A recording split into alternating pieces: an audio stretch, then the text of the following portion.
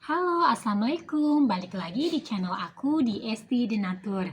Kali ini aku mau berbagi info tentang gejala dari sifilis. Yuk kita simak video lengkap berikut ini.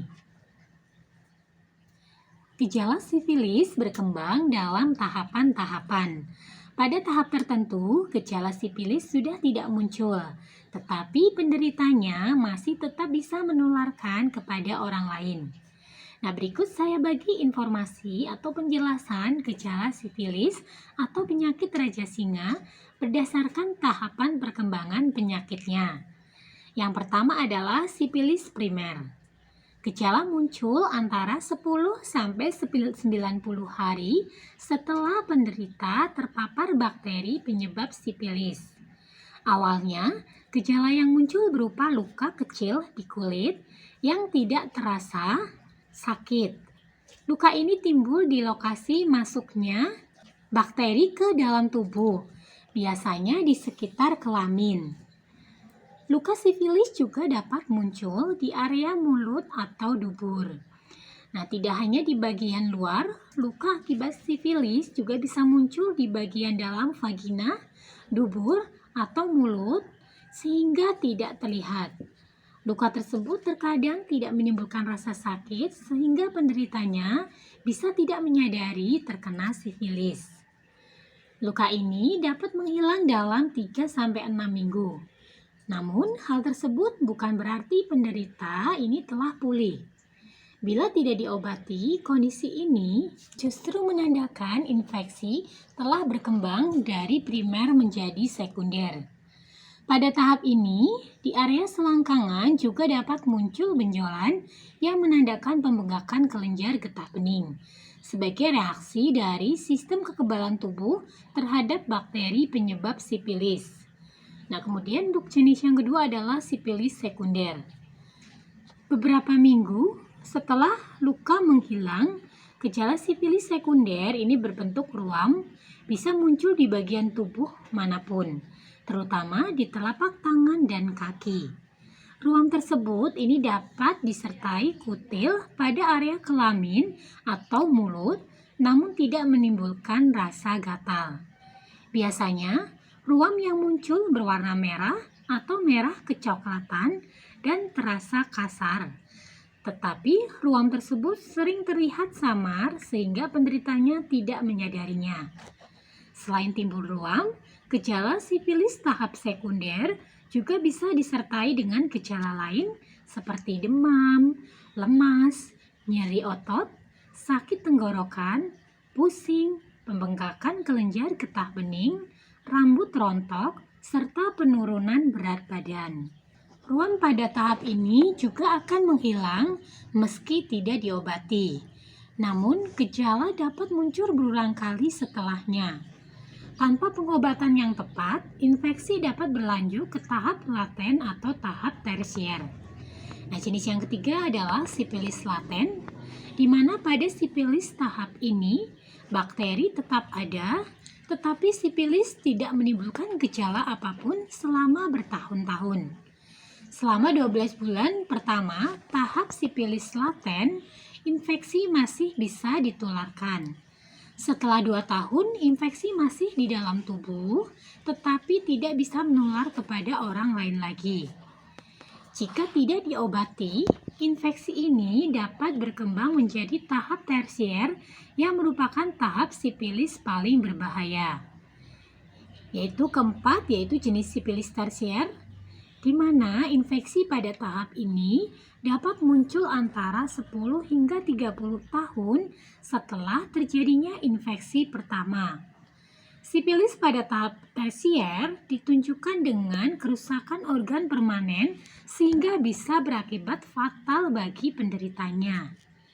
Pada tahap ini, sifilis bisa berdampak pada mata, otak, jantung, pembuluh darah, hati, tulang, dan sendi-sendi.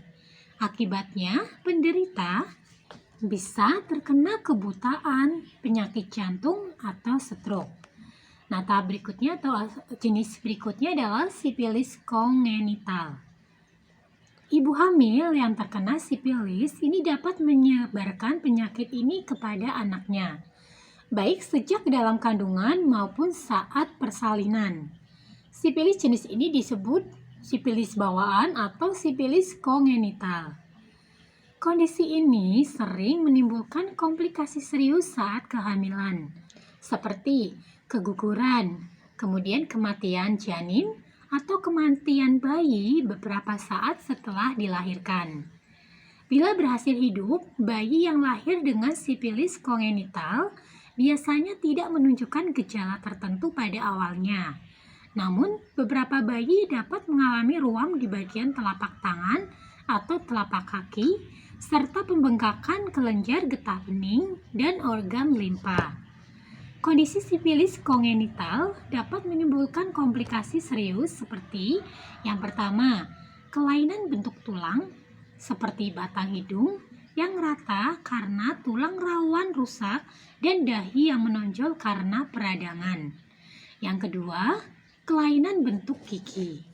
Kemudian yang ketiga, anemia berat. Yang keempat, pertumbuhan tulang yang abnormal. Kemudian yang kelima, meningitis. Dan yang keenam, gangguan saraf seperti buta atau tuli. Seseorang yang melakukan hubungan seks secara tidak aman, seperti bergonta-ganti pasangan tanpa menggunakan kondom, perlu melakukan pemeriksaan penyakit sipilis setiap 3 bulan hingga 1 tahun sekali. Pemeriksaan sipilis juga perlu dilakukan pada ibu hamil karena infeksi ini berbahaya bagi janin. Lakukan pemeriksaan rutin dengan dokter kandungan Anda. Nah, dokter akan melakukan screening sipilis sekitar minggu ke-8 hingga ke-12 kehamilan. Pemeriksaan ini biasanya diulang kembali pada trimester kehamilan selanjutnya. Jika terdapat luka atau ruam, terutama di area selangkangan atau keluar cairan yang tidak biasa, segera periksakan diri ke dokter kulit dan kelamin. Tujuan pemeriksaan ini adalah agar penyebab luka tersebut bisa diketahui sehingga dapat ditangani dengan tepat. Nah, bagi yang mengalami keluhan sipilis, jangan dibiarkan untuk terus berkembang, segera diobati atau diatasi. Dari Denatur Indonesia sendiri, kami ada produk herbal untuk membantu mengatasi dari keluhan tersebut. Nah, produknya ada apa saja? Ini ada 2 macam obat. Yang pertama adalah Gangji Denatur dan yang kedua adalah Gausia Denatur. Produknya sendiri ini terbuat dari racikan bahan-bahan herbal alami, di mana di botolnya ini tertera ya untuk komposisinya.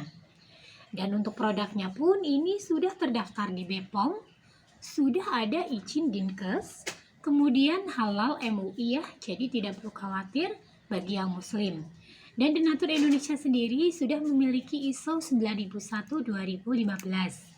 Di setiap botolnya pun ini tertera nomor POM TR-nya, di mana untuk Gangji Denatur nomor POM TR-nya 173300491. Yang kedua Gausia Denatur nomor POM TR-nya 173305881.